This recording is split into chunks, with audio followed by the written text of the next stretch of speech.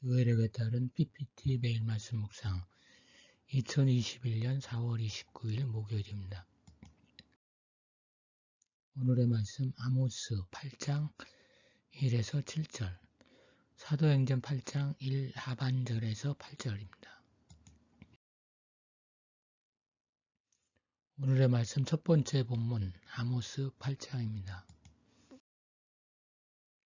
몇 년 전 서울 송파구의 한 단독주택 지하 1층에서 엄마, 장녀 그리고 자녀가 번개탄을 이용해 동반 자살했습니다.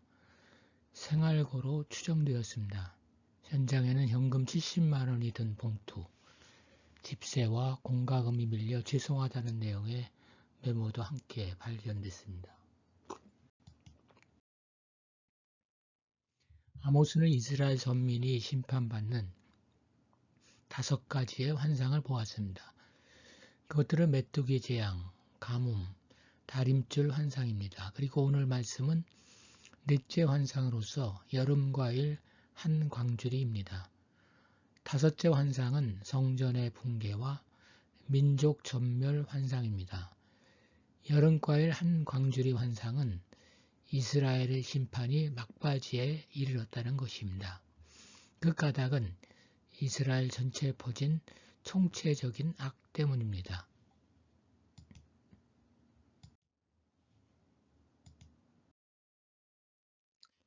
오늘 말씀은 크게 4부분으로 나눌 수 있습니다. 즉, 여름과일 한 광주리 환상, 파렴치한 부자들, 죄를 관가하지 않으시는 여호와, 공고한 날 등입니다.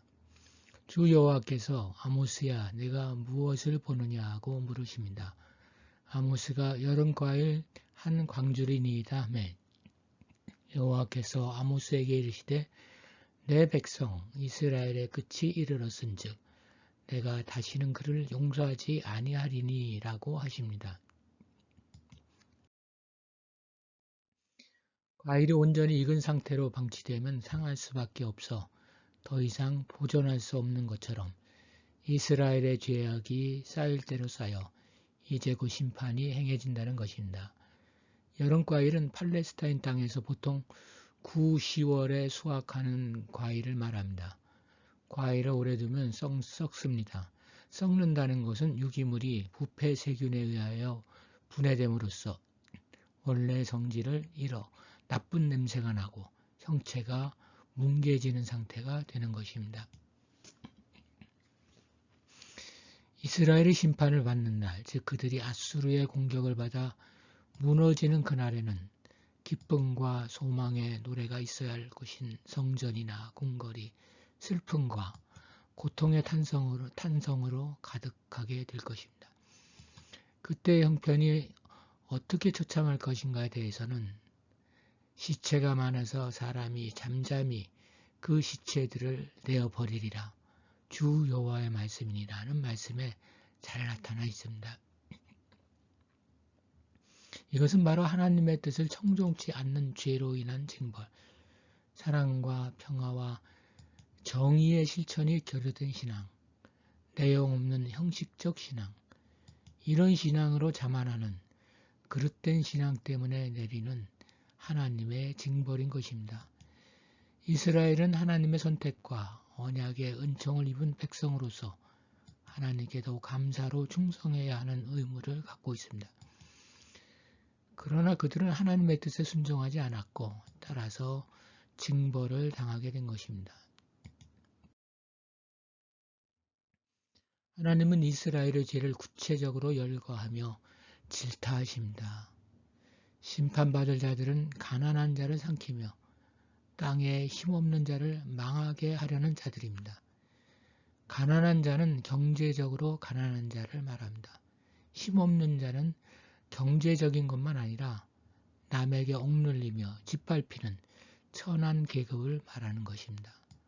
하나님의 공의가 실현되는 사회란 꼭 악한 사람을 벌하고 의로운 자를 세우는 것만으로 끝나는 것이 아닙니다. 가난한 자와 힘없는 자에게 특별한 관심을 기울이는 그러한 사회가 아니면 정의가 실천되는 사회라고 할 수 없습니다. 가난한 자를 삼키며 땅에 힘없는 자를 망하게 하려는 자들은 어떤 자들입니까? 그들은 월삭이 언제 지나서 우리가 곡식을 팔며 안식일이 언제 지나서 우리가 밀을 내게 할고 에바를 작게 하고 세계를 크게 하여 거짓 저울로 속이며 은으로 힘없는 자를 사며 신 한 켤레로 가난한 자를 사며 찌꺼기 밀을 팔자 하는 자들입니다. 월삭은 음력의 달이 시작되는 첫날을 가리킵니다. 월삭과 안식일 이 두 날은 모두 일상의 일을 중지하고 안식하는 날이었습니다. 이 날은 하나님의 뜻을 상기하는 날이며 하나님으로부터 새로운 힘을 충전받는 날입니다. 그들은 오히려 안식일과 월삭의 안식과 예배가 곡식을 팔고 창고를 열어 사고 파는 일에 방해가 된다고 생각했습니다. 그들은 종교인들이었습니다. 그러나 그들에게 신앙적인 열성은 찾아볼 수가 없었고 이익에만 관심이 있고 황금에만 열심히 있는 말하자면 배만 위하는 자들이 되었습니다. 에바는 양을 재는 단위로서 약 18리터에 해당됩니다. 세겔은 무게를 재는 단위로서 약 12g에 해당됩니다. 에바를 작게 한다고 하는 것은 본래의 되보다 더 작은 것을 사용하여 곡물의 양을 속이는 것을 말하며 세겔을 크게 한다고 하는 것은 물건을 사는 사람이 그가 산 곡물을 세겔에 견주어 보았을 때 실제 그가 구입하는 양보다 더 많아 보이게 하여 구매자를 속이는 것을 말합니다. 이 시대에는 사람도 상품이었습니다. 노예를 사는 사람들은 가난한 사람들을 착취하여 재산을 모은 사람들로서 이제는 그 돈으로 가난한 사람들을 신 한 켤레 값인 헐값을 주고 노예로 샀습니다. 찌꺼기 밀은 곡식을 까불고 난 뒤에 남는 찌꺼기를 말합니다.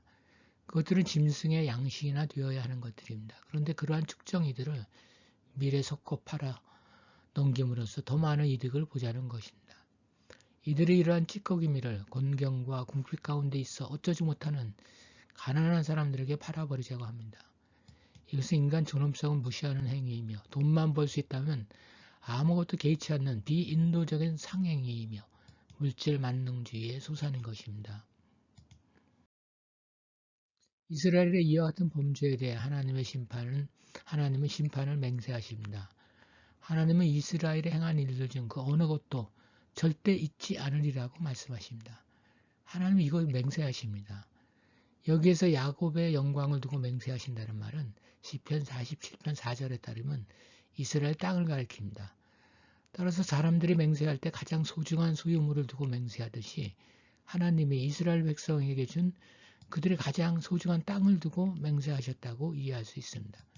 그런데 그들이 언약을 파기한 죄로 인하여 하나님이 이스라엘에게 선물로 주신 그들의 가장 소중한 땅이 이제 하나님이 그들을 정벌하실 것이라는 사실을 맹세하는 저주의 도구가 되고 만 것입니다. 하나님은 가난한 사람들을 도우시는 분이십니다.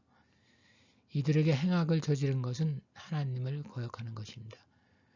그런데 이들은 이러한 죄를 저지르면서도 회개하지 않았고 이제 징벌이 목전에 이르게 된 것입니다. 하나님이 이제 그들이 이러한 죄를 짓고도 회개하지 않으므로 그들의 어떠한 행악도 잊지 않고 반드시 갚으실 것임을 맹세하시는 것입니다. 생활고를 비관한 자살 소식이 종종 들립니다. 그들의 생명에 대한 책임은 주로 지자체의 사회복지 담당자들에게 돌아갑니다.